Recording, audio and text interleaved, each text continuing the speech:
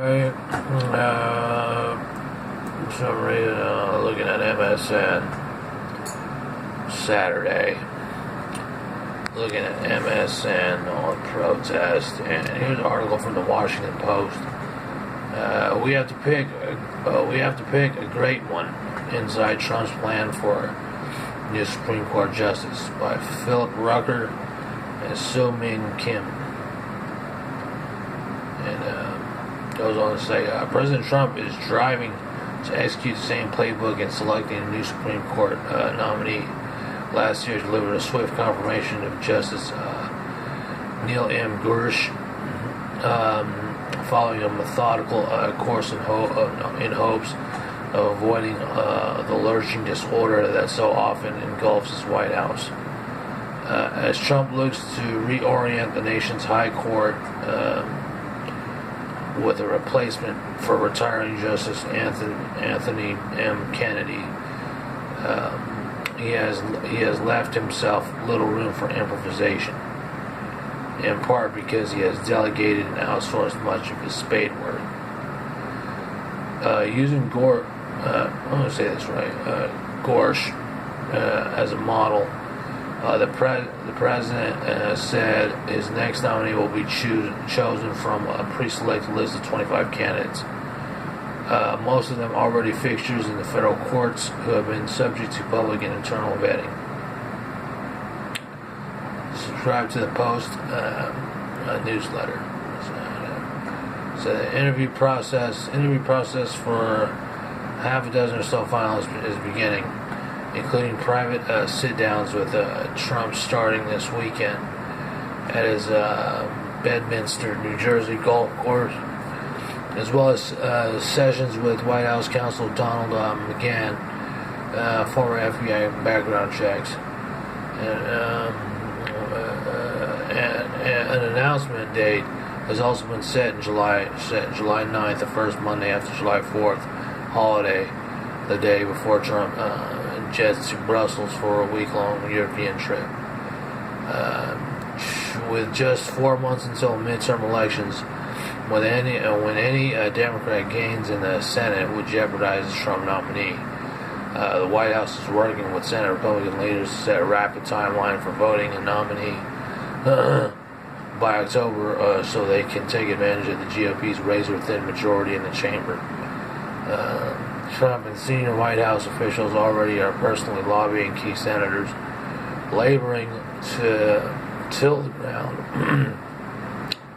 what is expected to be a ferocious nomination battle. Trump says he understands the stakes. Quote, outside of war and peace, of course, the most important decision you make is the selection of a Supreme Court judge, the President told reporters Friday. In most other realms, Trump is quick to reject norms to resist the established order. When previous presidents zigged, the 45th almost always zags, always wants to zag. But not when it's come to the Supreme Court. So at least Trump is taking direction from his counselors, including two with deep roots in Washington, conservative network, McGahn and Leonard Leo, who is leaving for the Federalist Society to informally advise on judicial nominees. Since before taking office, Trump has strategized with McGahn, Leo, and others about aggressively filling federal court vacancies to permanently shift the judiciary to the right. The pace has been historic, and for conservatives, the outcome has been an undeniable success. This president had a vision, Leo said. He did something entrepreneurial and different. He had a very clear sense of what he wanted. He spent a lot of time asking questions about the late Justice Antonin Scalia and Justice Clarence Thomas and other members of the court, and he got to know Justice Kennedy a little bit. I've been really impressed with how he conducted this process. He's in control of it. Quote. Trump has told advisors he is looking for three overreaching attributes in replacement for Kennedy. First, one advisor said, Trump insists upon an extraordinarily well qualified nominee with superlative resume. The president especially drawn the contenders named branded degrees such as Ivy League universities like Harvard or Yale. He also wants to see a portfolio of solid academic writing, though his advisor acknowledged Trump does not care to read it. He simply wants to know it exists. Secondly, Trump has said it is essential his nominee be not weak, in quotations, meaning someone with independent judgment and the courage to see a bug, in quotations, in the political and social fashions of the day, as the advisor put it.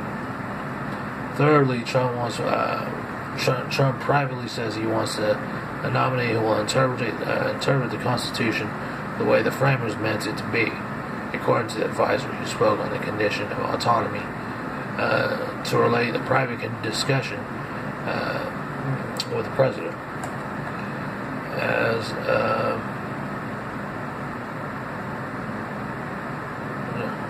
As he does with all job candidates, Trump will be looking for personal chemistry, central casting looks, and relatable life stories. At last, Trump was drawn to Thomas Hardiman, a runner-up to Gorsh in the court sweepstakes, in part because of his working class roots. Hardiman was the first of his family to graduate from college, helped pay for his education by driving a taxi, and is now a federal appeals court judge in Pittsburgh, an area of Pittsburgh where Trump has a strong political following. Hardiman is believed to be a contender at this time as well. Trump's short list also said to possibly include U.S. Appeals Court Judge Amy Coney Barrett of Indiana, U.S. Circuit Judge Brett M. Kavanaugh of Maryland, and former Kennedy law clerk, U.S. Circuit Judge Raymond Keithledge of Michigan, who was the finalist last year. And appeals court judge Amul Thapar of Kentucky. Last Wednesday night in Fargo, ND, just a few hours after Kennedy announced his retirement, Trump told a large crowd at a campaign rally that he was honored to have, quote-unquote, honored to have the opportunity to select his replacement and talked about his criteria. Quote-unquote, we have a pick to come up. Trump said, we have to pick a great one. We have to pick one that's going to be there for 40 years, 45 years. We need intellect. We need so many things to go. You know, there's so many elements that go in the main great justice of the Supreme Court. You get to hit every one of them.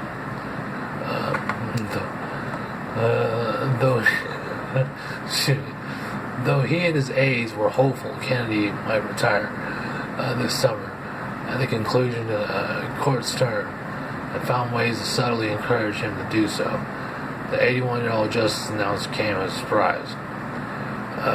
On the morning of his announcement, Trump was on the phone with Senate Majority Leader Mitch McConnell, Republican Kentucky, and asked whether he believes Kennedy would step down. McConnell responded that he would believe it when he sees it, and that he had been hearing Kennedy would not retire for years, according to people familiar with the conversation. A few hours later, Kennedy was at the White House, supposedly not a triumph of his decision.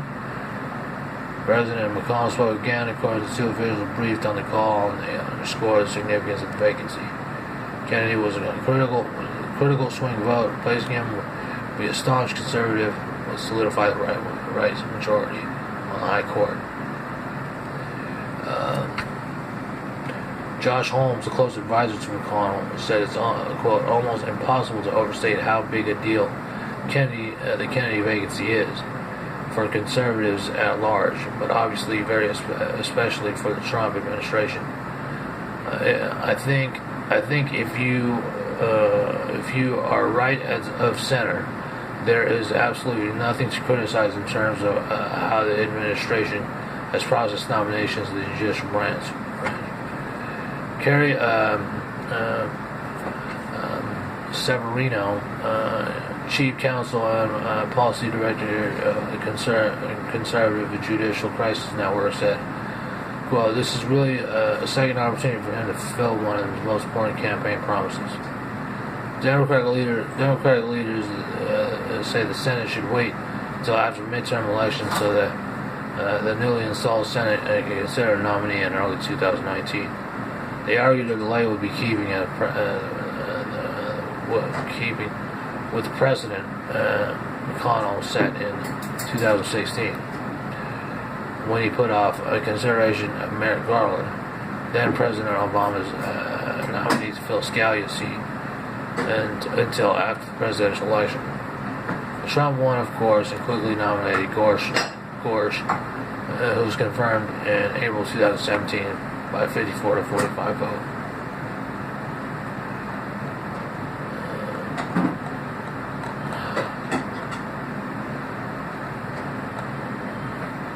The Republican plan is, and then it goes on further, a little further. I'm just going to stop right there. Let's go down to the top. It says here, yeah, it says, everyone's recently gone through a drill. So many muscle memory on the confirmation process is very sharp right now, and especially on the Hill, with Leader McConnell showing that he knows how to get it done and already signaling that he's ready to get going, said Jason Law, former Trump campaign advisor. Trump, formerly a reality TV producer and star, enjoys creating suspense around his presidential decisions and watching the media cover the drama. Aboard Air Force One on Friday, he told reporters that he's seen Lee pinning for the Supreme Court nomination. I actually saw him on television last night where he said he would love the job. Trump said, "Quote, usually they don't say that." Trump was quick to compliment Lee. Very good guy, very talented, very smart. But whether he might unveil the Utah as his nominee July 9th, the president kept everyone guessing. That's Philip Rutter, Washington Post, and Su Ming Kim, Washington Post.